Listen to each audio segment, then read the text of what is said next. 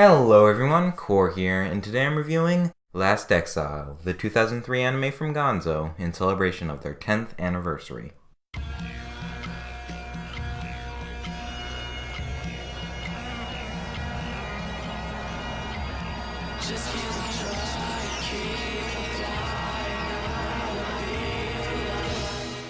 I've never been all that into steampunk, personally. Not that it doesn't interest me, but merely that I haven't had much opportunity to watch or read it. From what I've seen, steampunk isn't exactly a common genre in the anime either, so this was pretty surprising. And you know what? I really liked it. Despite the fact that they did use pretty much entirely CG for the ships, which now looks fairly dated, it still looks a heck of a lot better than a lot of CG I've seen used in currently airing shows. And the shots they get with it are brilliant. Using overlays and effects, as well as some smart shots, and with the animation of the ships themselves, they managed to make it so that half the time, you're not even thinking about the fact that it's not 2D. We get some really amazing panning and flowing shots through it, and the dogfights are just a lot of fun to watch. But what would all that be without the sense of atmosphere, which it manages to accomplish equally well through the great aesthetic? The backgrounds portray the scale and height of the vast skies, with stretching landscapes below, and the animation is great in design and flow. It's just really fluid and consistent, though on a rare occasion it can be a bit off. The character designs are incredibly well done, each being unique and suiting their respective characters perfectly, and really my only significant complaint is that when the characters are facing directly towards the screen, their noses practically disappear, and it looks really weird.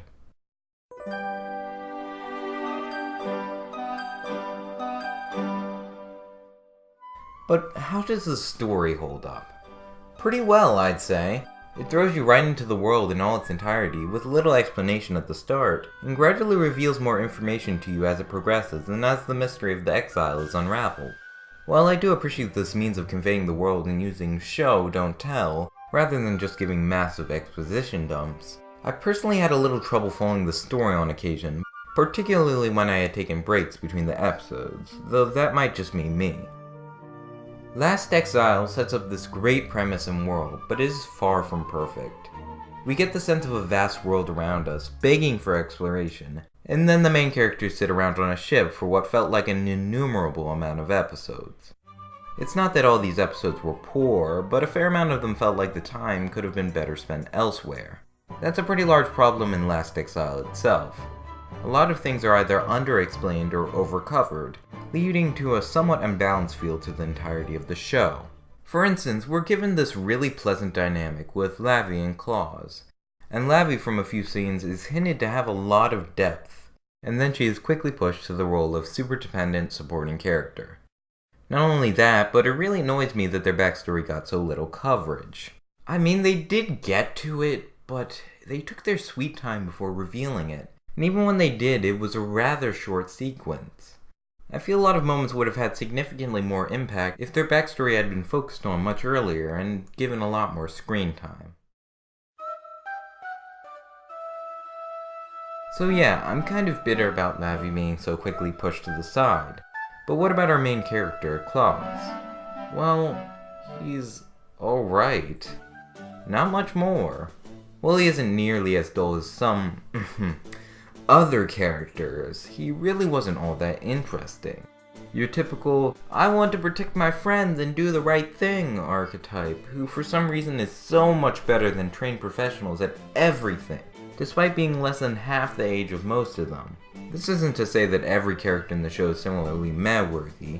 For instance, the entire backstory with Luciola and Dio was incredibly interesting, and Alex Rowe, while being somewhat of a stereotype, still managed to enthrall me.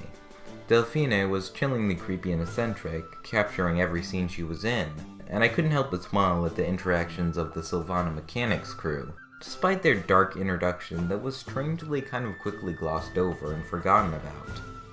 While a lot of them are certainly not the most original or unique, I really enjoyed watching their interactions and development over the course of the series. The characters aside, my main issue, beyond all others, was how the show gets even further sidetracked about 3/4 of the way in, and turns into this incredibly stupid misunderstanding romance drama anime for a few episodes. It wasn't an exceptionally long amount of time, but it sure felt like ages, and it was enough for me to put it on hold for a while in favor of watching other shows. When I finally did get myself to resume watching it though, I actually kind of regretted putting it on hold, because I found myself loving it once more. Yeah, it had its flaws, but the epic conclusion was handled fantastically. Not to say that there weren't some loose ends and odd parts when you really start to think about it, but it left me happy and satisfied, which is really my main requirement above all else.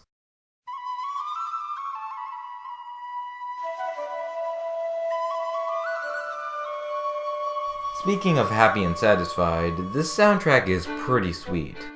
The opening is amazing. I wasn't too big a fan of it at first, partially due to it not really being my style of music. But as I watched the show more and more, I began to get really into it, and it's easily one of the best openings I've seen from a visual standpoint. The ending as well is great, and practically instantaneously became one of my favorites.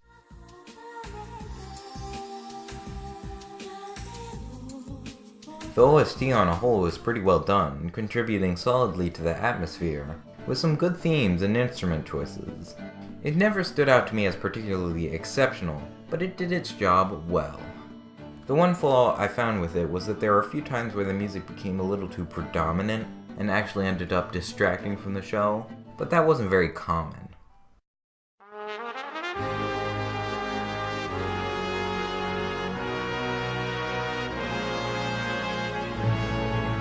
I give Last Exile an 8 out of 10. With its enjoyably large cast, unique setting, and many mysteries, it was overall an incredibly compelling and fun experience. The slow parts, however, stopped me from being very eager to rewatch it, so I can't say that I'd buy it. My recommendation